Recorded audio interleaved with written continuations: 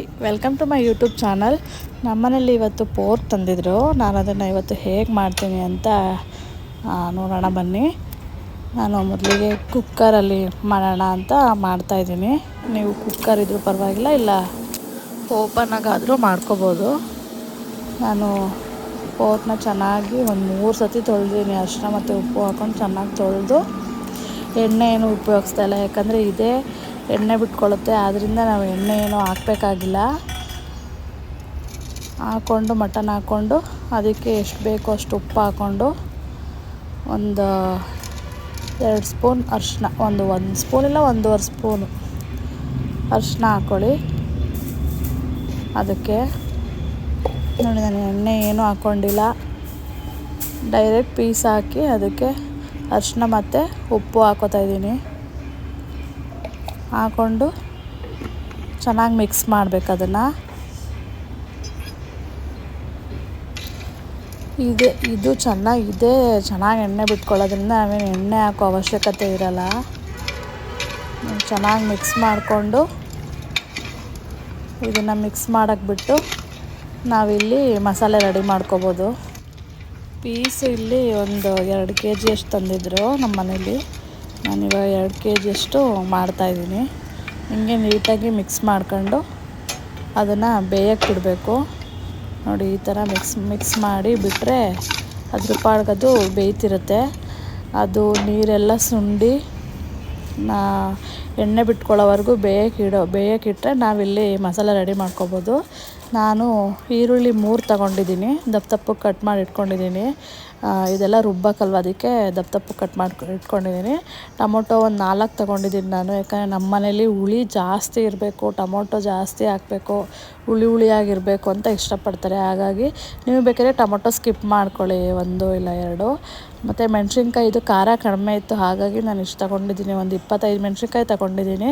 ಮತ್ತು ಕಡಲೆ ನನ್ನ ಕೈಯಲ್ಲಿ 3 ಹಿಡಿ ಕಡಲೆ ತೊಗೊಂಡಿದ್ದೀನಿ. ನಮಗೆ ಗ್ರೇವಿ ಜಾಸ್ತಿ ಬೇಕು ಗಟ್ಟಿಗೆ, ಹಾಗಾಗಿ ಕಡಲೆ ತೊಗೊಂಡಿದ್ದೀನಿ. ನಿಮಗೆ ಬೇಡ ಅಂದರೆ ಕಡಲೆ ಸ್ಕಿಪ್ ಮಾಡ್ಬೋದು. ಮತ್ತು ಚಕ್ಕೆ, ಲವಂಗ, ಮೆಣಸು ಎಲ್ಲ ತೊಗೊಂಡಿದ್ದೀನಿ. ಮತ್ತು ಕೊತ್ತಂಬರಿ ಸೊಪ್ಪು ಒಂದು ಸ್ವಲ್ಪ ತೊಗೊಂಡಿದ್ದೀನಿ, ಪುದೀನ ತೊಗೊಂಡಿದ್ದೀನಿ, ಪಾಲಕು ಮತ್ತು ಮೆಂತ್ಯ ತೊಗೊಂಡಿದ್ದೀನಿ. ಇದು ಆಪ್ಷನಲ್, ನಿಮಗೆ ಬೇಕಿದ್ದರೆ ಹಾಕ್ಕೊಳ್ಳಿ, ಇಲ್ಲಾಂದರೆ ಪರವಾಗಿಲ್ಲ. ಟೇಸ್ಟು ಚೆನ್ನಾಗಿರುತ್ತೆ. ಮೆಂತ್ಯ ಮತ್ತು ಪಾಲಕ್ ಹಾಕೋದ್ರಿಂದ ಹಸ್ರಾಗಿ ಚೆನ್ನಾಗಾಗುತ್ತೆ. ಮತ್ತು ಕಾಯಿ ನಾನು 1 ಕಾಯಿ ತಗೊಂಡಿದ್ದೀನಿ. ನಾನು ಯಾವಾಗಲೂ ಹಿಂಗೆ ತುರಿಯೋದಿಲ್ಲ, ಹಿಂಗೆ ಚಾಕುಲಿ ಎಡ್ಕೊಂಡು ಕಟ್ ಮಾಡಿ ಇಟ್ಕೊಂಡು ರುಬ್ಕೋತೀನಿ. ನಮಗೆ ಗ್ರೇವಿ ಜಾಸ್ತಿ ಬೇಕಾಗಿರೋದ್ರಿಂದ ಕಾಯಿ ಸ್ವಲ್ಪ 1 ಕಾಯಿ ತಗೊಂಡಿದ್ದೀನಿ. ಮತ್ತು ಇಲ್ಲಿ ಬೆಳ್ಳುಳ್ಳಿ ಇರಲಿಲ್ಲ, ನಾನು ಮರೆತುಕೊಂಡೆ ತರಿಸೋದು, ಹಾಗಾಗಿ ನಾನು ಶುಂಠಿ ಬೆಳ್ಳುಳ್ಳಿ ಪೇಸ್ಟ್ ಹಾಕ್ತಾಯಿದ್ದೀನಿ. ನಿಮ್ಮ ಮನೇಲಿ ಇದ್ದರೆ ನೀವು ಶುಂಠಿ ಮತ್ತು ಬೆಳ್ಳುಳ್ಳಿನ ಹಾಕ್ಬೋದು. ನಾನು ಇಲ್ಲದೇ ಇರೋದ್ರಿಂದ ಶುಂಠಿ ಪೇಸ್ಟ್ ತಗೊಂಡಿದ್ದೀನಿ. ಮತ್ತು ನೋಡಿ, ಇದು ಸ್ವಲ್ಪ ಇವಾಗ ನೀರು ಬಿಟ್ಕೊಂಡು ಆಗ್ತಾಯಿದೆ. ಈ ನೀರೆಲ್ಲ ಸುಂಡಿ ಎಣ್ಣೆ ಬಿಟ್ಕೋಬೇಕು. ಅಲ್ಲಿವರೆಗೂ ಹೀಗೆ ಬೇಯಿಸ್ತಿದ್ರೆ ನಾವಿಲ್ಲಿ ಮಸಾಲೆ ರೆಡಿ ಮಾಡ್ಕೋತಾ ಇರ್ಬೋದು. ಟೈಮು ಕೂಡ ಸೇವ್ ಆಗುತ್ತೆ. ನಾವು ಇದನ್ನು ಬೇಯಕ್ಕಿಟ್ಟು ನಾವು ತರಕಾರಿ, ಈರುಳ್ಳಿ, ಟೊಮೊಟೊ ಏನೇನು ಬೇಕೋ ಎಲ್ಲ ರೆಡಿ ಮಾಡ್ಕೋಬೋದು. ಮತ್ತು ನೆಕ್ಸ್ಟು ಇವಾಗ ಅದು ರೆಡಿ ಆಗ್ತಿದೆ, ಅಷ್ಟರಲ್ಲಿ ನಾವು ರುಬ್ಕೊಳ್ಳೋಣ ಎಲ್ಲನೂ ಹಾಕ್ಕೊಂಡು. ಇದನ್ನು ತಿನ್ನೋದ್ರಿಂದ ತುಂಬ ಒಳ್ಳೆಯದು, ತಂಪು ಅಂತಾರೆ. ಈ ಬೇಸಿಗೆಯಲ್ಲಂತೂ ಇದನ್ನು ತಿಂದರೆ ತುಂಬ ಒಳ್ಳೆಯದು ದೇಹಕ್ಕೆ.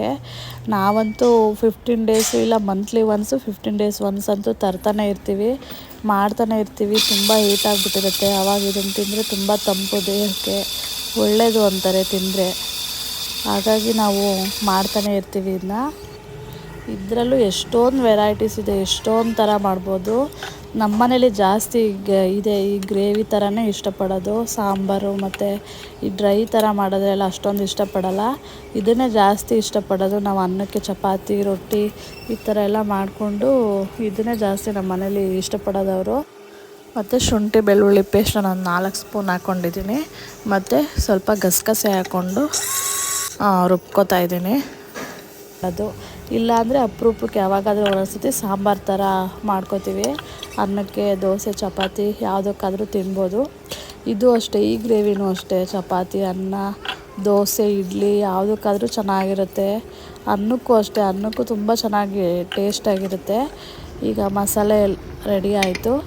ಇದು ಮಟನ್ ಬೆಂದಿದೆ. ಇವಾಗ ಇದಕ್ಕೆ ಮಸಾಲೆ ಹಾಕ್ಕೊಳ್ಳೋಣ. ರುಬ್ಬಿರೋ ಮಸಾಲೆನ ನೋಡಿ, ರುಬ್ಬಿರೋ ಮಸಾಲೆ ಹಾಕಿದ್ದೀನಿ. ಇವಾಗ ಇದು ನಿಮಗೆ ನೀಟಾಗಿ ಮಿಕ್ಸ್ ಮಾಡಿಕೊಂಡು ಇದಕ್ಕೆ ಇವಾಗ 1 ಪ್ಯಾಕ್ ಚಿಕನ್ ಮಸಾಲ ಹಾಕೋಣ. ಪಿಗ್ ಮಸಾಲ ಅಂತಲೂ ಬರುತ್ತೆ, ಅದನ್ನು ಹಾಕ್ಬೋದು. ನಾನು ಚಿಕನ್ ಮಸಾಲನೇ ಹಾಕ್ಕೊಂಡೆ. ಇದು ಹಾಕಿದ್ರೆ ಒಂದು ಟೇಸ್ಟ್ ಚೆನ್ನಾಗಿ ಕೊಡುತ್ತೆ ಇದನ್ನು ಹಾಕಿದ್ರೆ. ಮತ್ತು ಸ್ವಲ್ಪ ಮೊಸರು ಹಾಕೋಣ. ನಮಗೆ ನಾನು ಮೊದಲೇ ಹೇಳ್ದಂಗೆ ಹುಳಿ ಜಾಸ್ತಿ ಇರಬೇಕು, ಅದಕ್ಕೆ ಮೊಸರು ಹಾಕಿದ್ರೆ ಇದು ಒಂಥರ ಟೇಸ್ಟು. ನಾನು ಒಂದು ಸತಿ ಹಾಕಿ ನೋಡಿದ್ದೆ, ಇಷ್ಟ ಆಗಿತ್ತು ಎಲ್ಲರಿಗೂ, ಚೆನ್ನಾಗಿತ್ತು. ಹಾಗಾಗಿ ನಾನು ಇವಾಗ ಮೊಸರನ್ನು ಆ್ಯಡ್ ಮಾಡ್ತಾಯಿದ್ದೀನಿ. ಮೊಸರು ಹಾಕಿದ್ರು ಅಷ್ಟೇ ಚೆನ್ನಾಗಿ ಇರುತ್ತೆ. ಮೊಸರು ಹಾಕಿದ್ರೆ ಹುಳಿಯಾಗಿ ಚೆನ್ನಾಗಾಗುತ್ತೆ, ತಿನ್ನೋಕ್ಕೆ ಟೇಸ್ಟಾಗಿರುತ್ತೆ. ಹಾಗಾಗಿ ಚಿಕನ್ ಮಸಾಲ ಮತ್ತು ಮೊಸರನ್ನ ಇವಾಗ ಹಾಕ್ಕೊಂಡೆ. ಮತ್ತು ನಾವು ಆವಾಗ ಮಟನ್ಗೆ ಎಷ್ಟು ಬೇಕೋ ಅಷ್ಟು ಉಪ್ಪು ಹಾಕ್ಕೊಂಡಿದ್ವಿ ಅಲ್ವಾ. ಇವಾಗ ನಾವು ಗ್ರೇವಿಗೆ ಎಷ್ಟು ಬೇಕೋ ಅಷ್ಟು ಉಪ್ಪು ಹಾಕ್ಕೊಂಡು ಕನ್ಸಿಸ್ಟೆನ್ಸಿ ನೋಡಿಕೊಂಡು ನೀರು ಹಾಕ್ಕೊಳ್ಳಿ. ನಿಮಗೆ ಗಟ್ಟಿ ಬೇಕಿದ್ರೆ ಗಟ್ಟಿ, ಇಲ್ಲಾಂದರೆ ತೆಳು ಬೇಕಿದ್ರೆ ಸ್ವಲ್ಪ ನೀರು ಹಾಕ್ಕೊಂಡು ಮಿಕ್ಸ್ ಮಾಡಿಕೊಂಡು ನೋಡ್ಕೊಳ್ಳಿ. ಕನ್ಸಿಸ್ಟೆನ್ಸಿ ನೋಡಿಕೊಂಡು ನಿಮ್ಗೆ ಎಷ್ಟು ಬೇಕು ಅಷ್ಟು ನೀರು ಹಾಕ್ಕೊಂಡು ಕುಕ್ಕರ್ ಮುಚ್ಚಳ ಹಾಕಿ 1-2 ವಿಷಲ್ ಬರೆಸಿ ಸಾಕು. ಅದೇ ಚೆನ್ನಾಗಿ ಬೆಂದಿರುತ್ತೆ. ನಾವು ಆವಾಗಲೇ ಚೆನ್ನಾಗಿ ಹುರ್ಕೊಂಡಿರ್ತೀವಲ್ಲ, ಹಂಗಾಗಿ 2 ವಿಷಲ್ ಸಾಕು. ನಿಮಗೆ ಚೆನ್ನಾಗಿ ಬೆಂದಿರಬೇಕು ಅಂತಂದರೆ 2 ಇಲ್ಲ 3 ಬರ್ಸ್ಕೊಳ್ಳಿ ಸಾಕು, ಅದೇ ಬೆಂದಿರುತ್ತೆ. ನೋಡಿ, ಕುಕ್ಕರ್ ಕೂಗ್ತಾಯಿದೆ. 2 ವಿಷಲ್ ಬರ್ಸ್ಕೊಂಡಿದ್ದೀನಿ. ನೋಡಿ, ಕುಕ್ಕರ್ ಓಪನ್ ಮಾಡ್ತಾಯಿದ್ರೆ ಘಮ ಘಮ ಘಮ ಅಂತ ಇದೆ. ರೆಡಿಯಾಗಿದೆ. ನಾನು ಟೇಸ್ಟ್ ಮಾಡಿದೆ, ತುಂಬ ಚೆನ್ನಾಗಾಗಿದೆ. ಖಾರವಾಗಿ ಹದವಾಗಿ ಚೆನ್ನಾಗಾಗಿದೆ, ತುಂಬ ಚೆನ್ನಾಗಾಗಿತ್ತು. ಈ ವಿಡಿಯೋ ನಿಮಗೆ ಇಷ್ಟ ಆಗಿದೆ ಅಂದ್ಕೊತೀನಿ. Thank you.